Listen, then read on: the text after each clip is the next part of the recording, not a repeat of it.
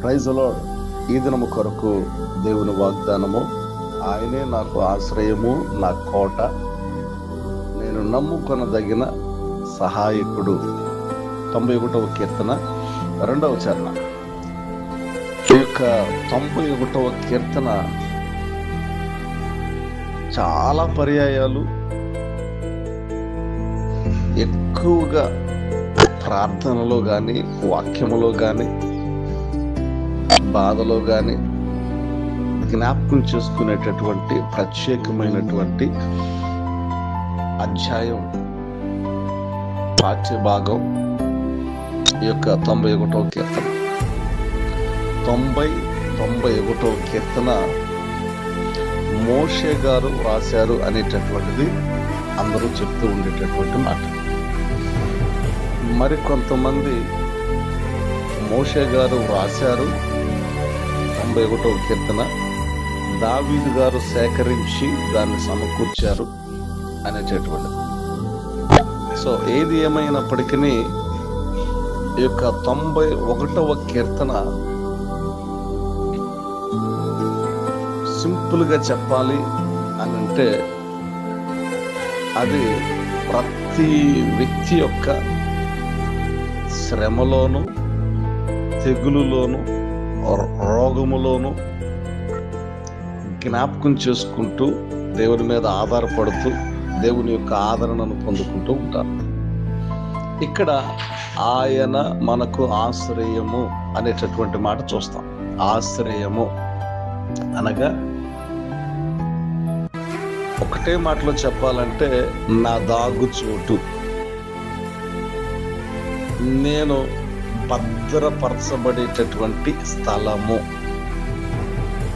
నాకు ఎలాంటి అపాయము లేకుండా నేను నివసించేటటువంటి స్థలము, అది ఆశ్రయము.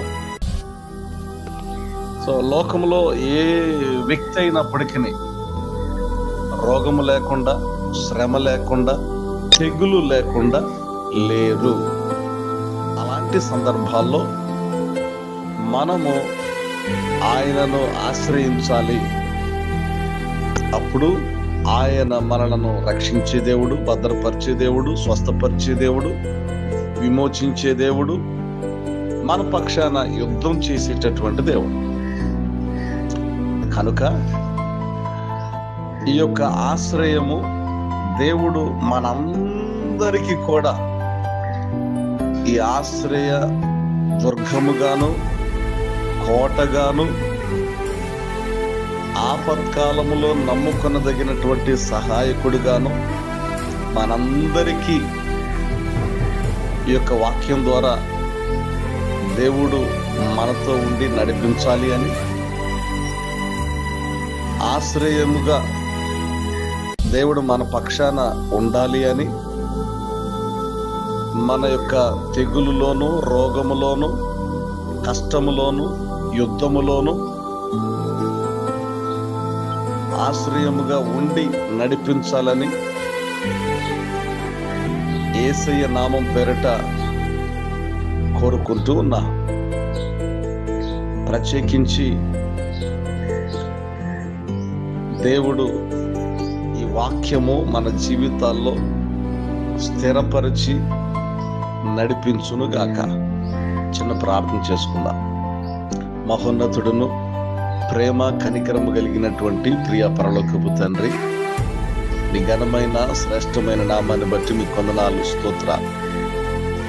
మీరు మాకు ఆశ్రయమని, మా కోటని, మేము మా ఆపదలో నమ్ముకొనదగినటువంటి సహాయకుడు అని, మా రోగములోను, మా తెగులులోను, మా యుద్ధాల్లోను, కష్టములోను మీరు మాకు ఆశ్రయమని యేసయ్య మీ వాక్యాన్ని నమ్ముచూ ఉన్నాం. ఈ వాక్యము యేసయ్య మీ నామం పేరిట వినుచున్నటువంటి మా అందరి ఎడల, ధ్యానిస్తున్నటువంటి మా అందరి ఎడల యేసయ్య మీ నామం పేరిట స్థిరపరచబడును గాక. దేవాని కొందనాలు, స్తోత్రాలు చెల్లించుకుంటూ యేసు నామం పేరిట స్తుతించి ప్రార్థన చేయుచున్నాము తండ్రి. ఆమెన్. ఆమెన్.